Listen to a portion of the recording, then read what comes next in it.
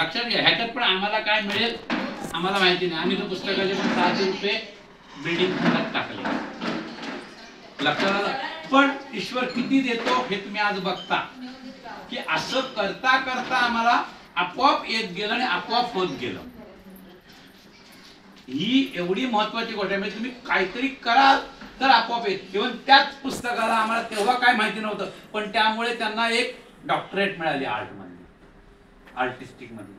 म्हणजे हा जो प्रवास आहे तो तेव्हाचा अपेक्षिता नव्हता, पण देव मात्र 100 पटीने, म्हणजे स्वतः एक दाणा टाकला की 1000 दाणे देतो. तसं आजची गोष्ट आहे. ही तुमच्यासमोर मॉडेल एक्झाम्पल म्हणून मॅडमने तुम्हाला इथे आणलेलं आहे की अशी वेगवेगळी मॉडेल एक्झाम्पल तुमच्या समोर असावी.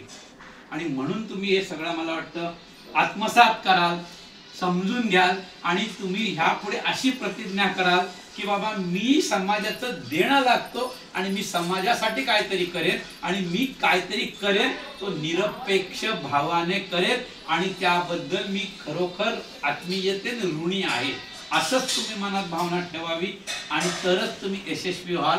हा माझा गुरुमंत्र आहे असं समजा आणि तुम्ही त्याप्रमाणे मार्गी लागा. आणि मी त्याच वेळेला ह्यांनी एवढा वेळ काढून एवढे आला ना, आम्हाला खूप बरं वाटलं मॅडम, खूप बरं वाटलं सर.